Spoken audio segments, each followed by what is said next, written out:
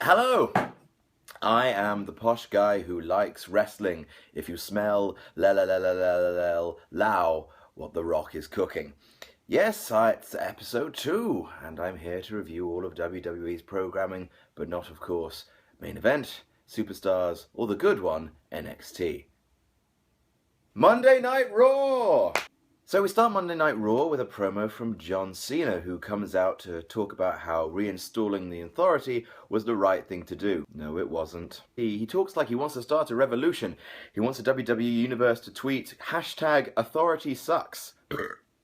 I mean, is that Authority sucks with a CKS or sucks with an SUX? This revolution is mismanaged! So he talks about the Royal Rumble and what he's going to do when he wins the WWE World Heavyweight title. If the Authority don't reinstate Dolph Ziggler, Ryback and Eric Rowan, he's going to take the WWE World Heavyweight title and go home. As opposed to Brock Lesnar, who took the WWE World Heavyweight title and went home. Big stakes, John. Out comes Triple H and says that if John Cena can beat Seth Rollins tonight, then he will reinstate Ryback, Ziggler and Eric Rowan. However, that will be a Lumberjack match, and it starts now. John Cena versus Seth Rollins, and you know that shenanigans will ensue because only heels are around the ring, including Justin Gabriel. Is he a heel? I don't care. When John Cena is knocked out of the ring, J&J Security beat on him. When Seth Rollins is knocked out of the ring, the Big Show helps him up, gives him a pat on the back, possibly a kiss. I don't know. I was probably drunk when I watched it.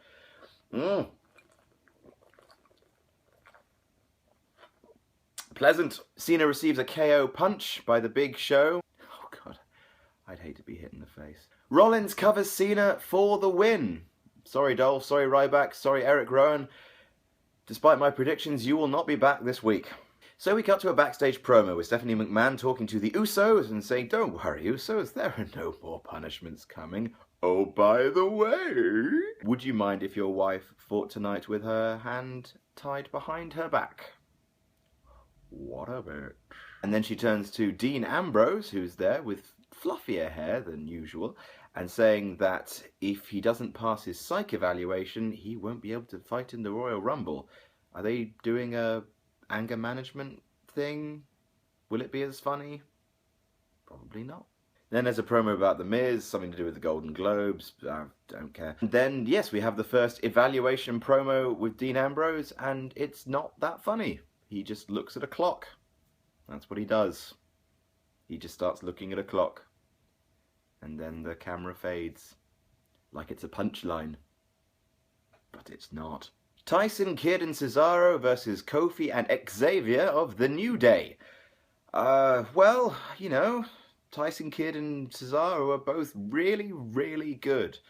They can make this work. And in fact, they've already got some amazing double team finishing moves. The giant swing into a dropkick looks like it legitimately hurts.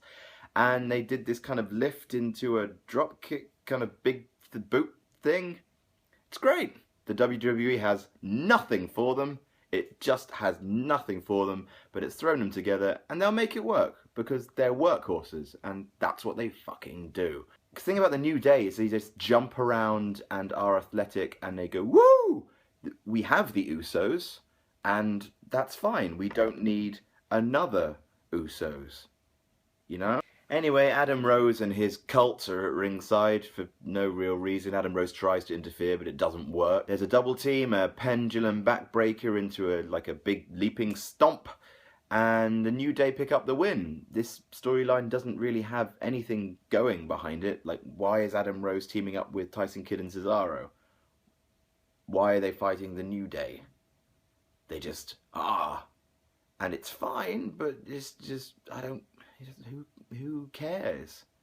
Speaking of things that don't matter, have the WWE just forgotten about the bunny then? Don't get me wrong, I'm fine if they have.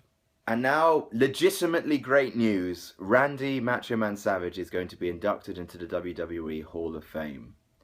And as soon as I heard this news, my immediate thought was, oh, that means there's going to be a lot of people going, oh yeah.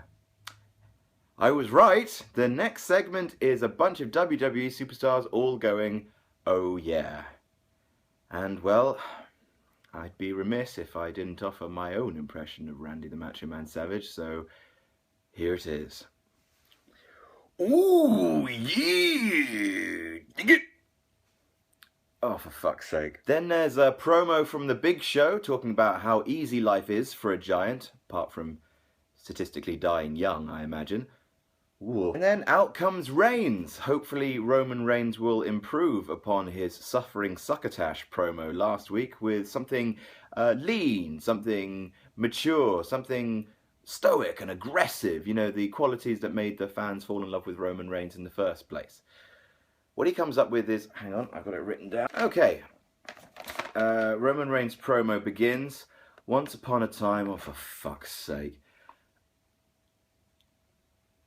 Once upon a time, there was a little boy called Roman Reigns. He had some magic beans, and out of the beans grew a giant beanstalk, and he climbed the beanstalk, and you know what? No. I hate this. I hate this so much. I'm going to eat it.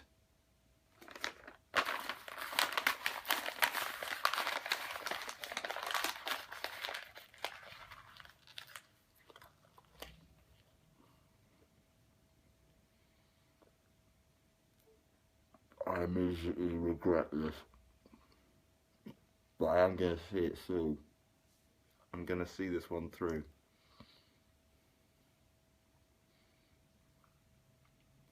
Oh fuck, it's just gotten really like dense.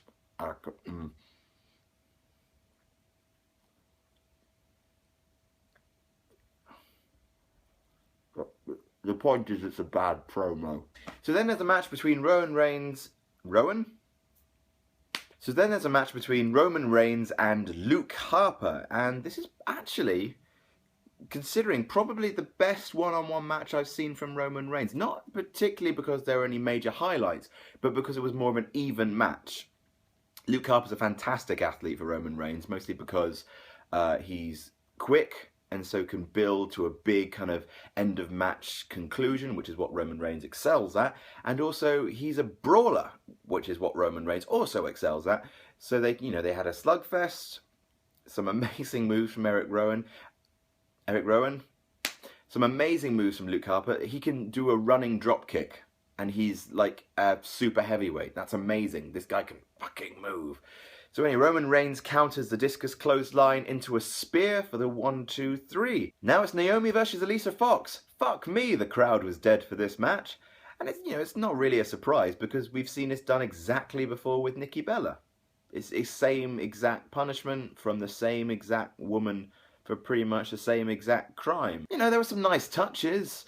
Naomi lifting herself off the ground with her one free hand and Alicia kicking it out from under her. Those are great little touches. And say what you want about Alicia Fox, she's a magnificent bitch. More of the Dean Ambrose evaluation. It's word association, so they show him a picture and Dean Ambrose reacts with, the first thing he can think of. Triple H, irritable bowel syndrome. That's quite funny. Seth Rollins, scumbag.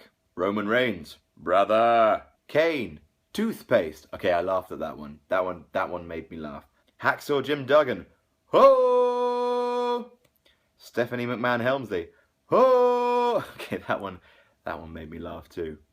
Alright, that wasn't bad. Then Brock Lesnar's music hits, and Paul Heyman has a microphone. This is a good thing. Heyman is in New Orleans, where this Raw comes from, and he talks about returning to the scene of the crime, amps up the fact that Brock Lesnar broke The Undertaker's undefeated streak. He talks about fantasy and reality. Fantasy, The Undertaker's streak would live forever. Reality, Brock Lesnar. Solid. It's a good hook for a promo. He uses the fantasy reality thing a lot, and it's quick, energetic, concise, to the point, hypes the upcoming match. I mean, there's no promo guy in the industry better than Paul Heyman. Take note, everybody. Miz versus Jey Uso.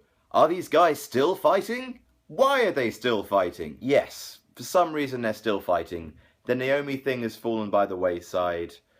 They're just fighting now. They just appear to be locked in one of those aimless programs that WWE does. See also Tyson Kidd and Cesaro versus The New Day. They're fighting because they fought last week. Why did they fight last week? Because they fought the week before that.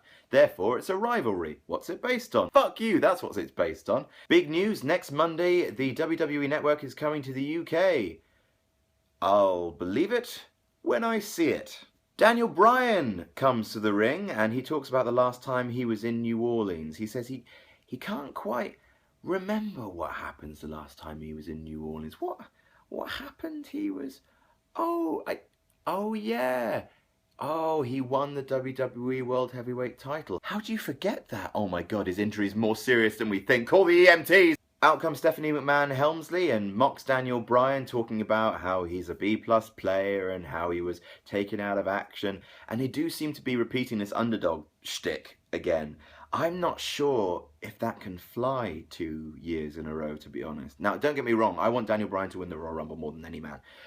But if they're just going to do the whole underdog, him versus the Authority thing...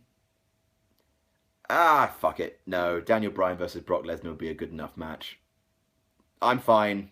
Ignore me. Daniel Bryan slams Steph's fitness DVD, shouts, "Ho!" That made me laugh. I don't know what it is about the word ho. Maybe I'm misogynist.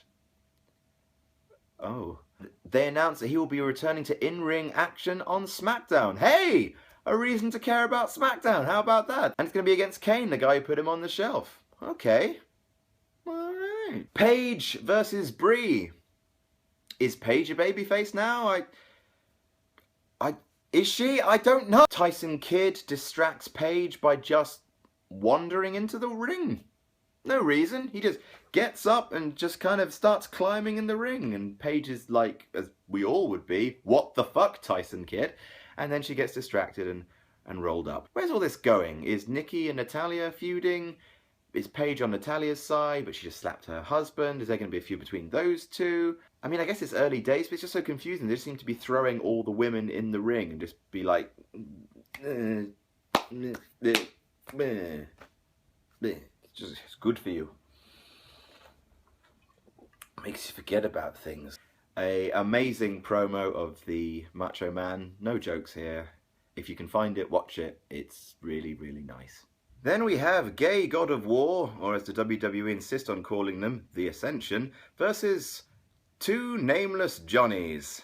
I'm bored of this. So is JBL apparently, who once again does his very best to discount what a squash match is for, to demonstrate dominance on behalf of the Ascension. He basically calls them cowards and says that they're picking their own opponents and that they're accomplishing nothing with these victories. Again, that's true, but you can play it differently. Look at Ryback. When Ryback first debuted, he started demolishing 1, 2 at a time, 3 at a time, these faceless jobbers. And they played up the fact that he was tearing through them like wet paper. You know, they made him seem unstoppable. They made him seem dangerous. Whereas JBL is basically calling the Ascension pussies. Now, I don't know who the jobbers are, because they didn't give them names, and they probably never will give them names, but one of them legitimately looked like a child. Yeah, the Ascension just pick up this tiny guy and just start wailing and wailing on him. Stop hitting him, Ascension, he's supposed to be in school! So they pick him up and drop him like a naughty pigeon, and then they pin him without the other guy getting the tag. And, well, I'll let JBL say it better than I ever could. Fight someone that can fight back. Then when you beat them, you've done something. Quite fucking right. Final promo with Dean Ambrose and the Shrink, and he's evaluating him. Also, they throw in a masturbation joke. For the kids! Right now, the writers don't know how to do funny, so stop trying to make Dean Ambrose funny. Just let him be dangerous. Please, he's really good. Please, don't do this. Ambrose versus Rusev. Ambrose still selling the knee from last week. Good boy! That's what I like to see. Rusev targets the knee, wrenches it. Well, the referee calls it off, which normally would be a boo, but it sort of protects both guys, so that's fine. And the final ending of the show, the contract signing. My God, there haven't been many good matches this show. The contract signing. Heyman does his great thing. Rollins does some good stuff. And then John Cena talks about kicking ass. All in all, it's good. Yeah, it hypes the match. It makes every man seem like a legitimate contender. Rollins brings up the fact that if he can't beat them in the triple threat, he's always got Plan B, his Money in the Bank briefcase, which genuinely throws the whole thing into kind of unpredictable territory, which is great. That's exactly how it should be. The less predictable a match can be, the more exciting it will be. So then a brawl inevitably erupts, as it always does. Lesnar German suplexes Cena, and Rollins get AA'd through the table. Then Rollins curb stomps Cena, and then he curb stomps Brock Lesnar. So Rollins is left standing tall. I mean, he's probably not going to win on Sunday, but they're milking absolutely every little bit of this main event spotlight they can get.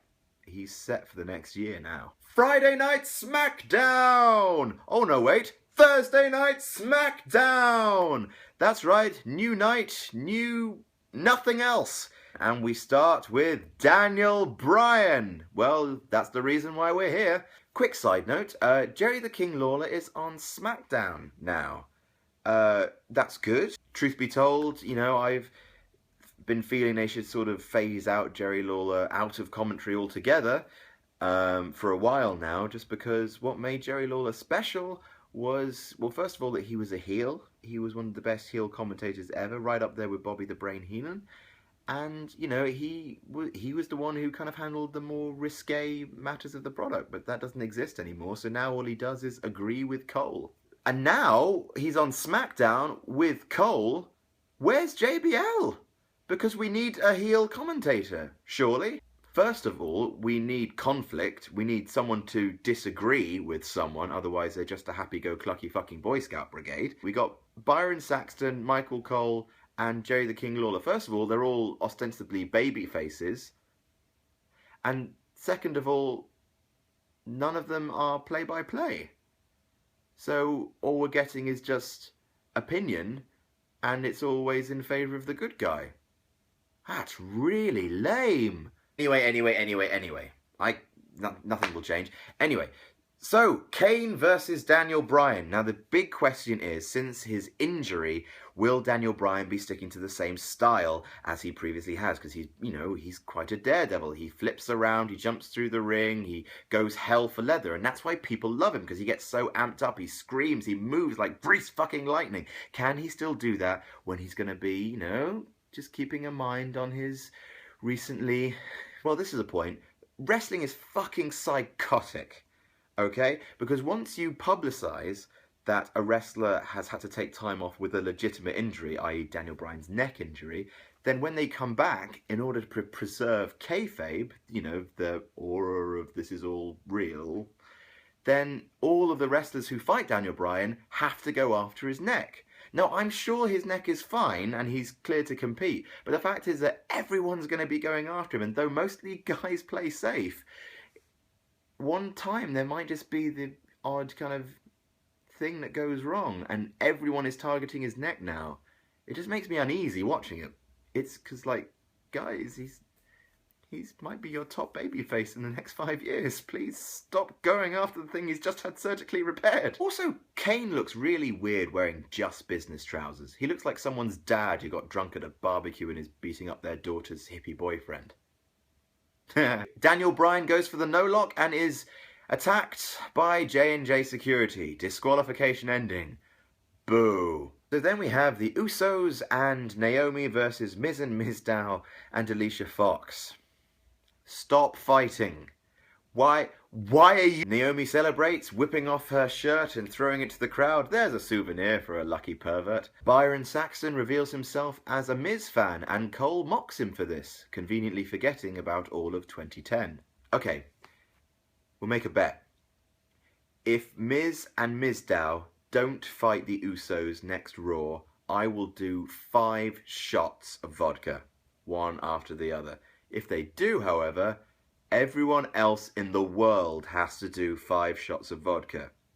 And I will enforce this. Out comes Paul Heyman. He's a scared man because Brock Lesnar is pissed off and he does what he wants.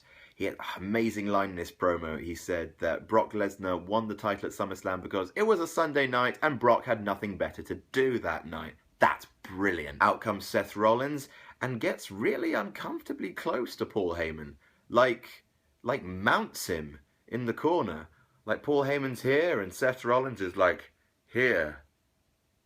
It's like, how's it going, Seth? He's like, it's fine. Do you wanna maybe get out of my face? No. Nikki Bella versus Natalya.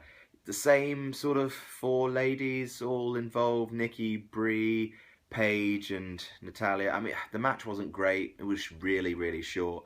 But if it's leading towards maybe a fatal four-way for the championship, that could be interesting, because between Paige, Natalya, Nikki and Brie, any of them could convincingly walk away with the title. Then there's a backstage promo with the Big Show. He says he's going to knock everybody out. And he asked the question, seriously, who can eliminate a giant? The Rock.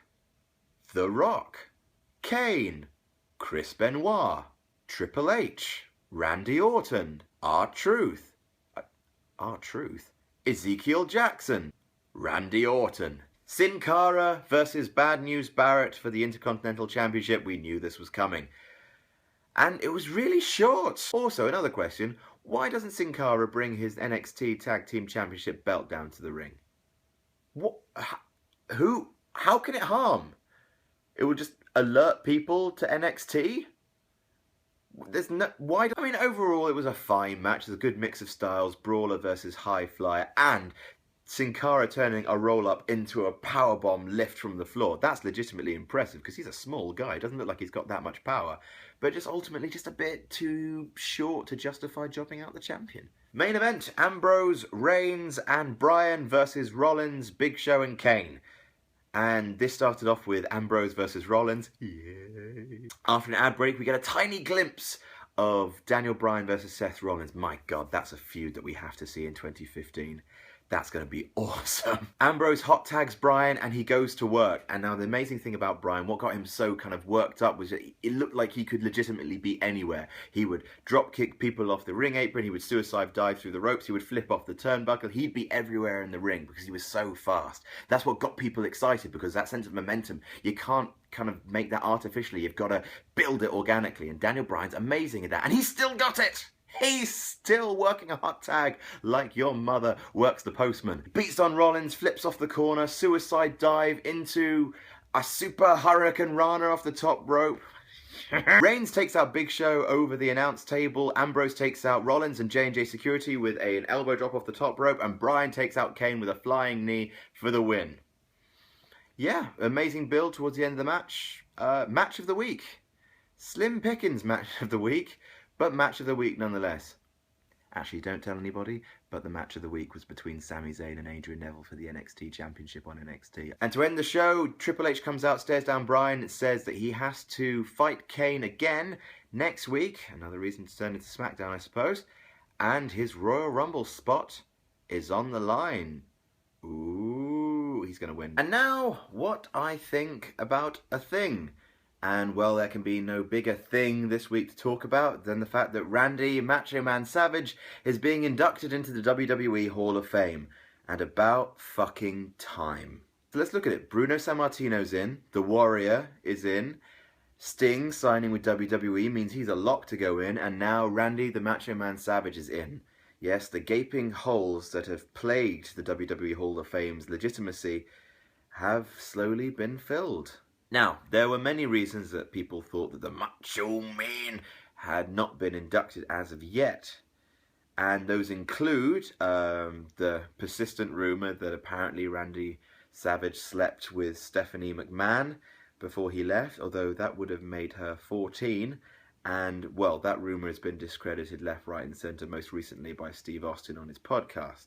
There's also the rumour that there's been bad blood between Vince McMahon and Randy Savage ever since he left for WCW, because apparently the WWE denied his appeal to be on the active roster, despite it being very, very obvious that he hated being on commentary and had this desire to be back in the squared circle once again. Well, the most likely and the most depressingly likely of all the rumours is that it was political. That before Randy Savage died, because all of the Von Erichs had been put into the Hall of Fame as a family, he wanted all of the Poffos family to be inducted alongside him. He wanted his father Angelo and his brother Lanny, otherwise known as the Genius, to be inducted before he'd even consider of letting himself be inducted in the Hall of Fame, and then sadly died in a car crash. Now, since Randy Savage's death, Lanny has denied the WWE permission to induct Randy Savage because of this belief that Randy Savage wanted his entire family to be inducted alongside him. And evidently the WWE believed that the rest of the Poffo family, Genius included, were not Hall of Fame material, which is a hell of a slap in the face to the Poffo family. And it's not going to make building bridges any easier. But evidently Lanny has acquiesced, or Triple H has provided him with some other deal. Maybe we will see the Genius inducted. Maybe we will see Angelo Poffo be inducted. But all that matters is that Randy Savage is in the Hall of Fame. A huge cloud of political bitterness has lifted off the Hall of Fame, and it can enjoy some shred of actual legitimacy. Okay, well, that's what I think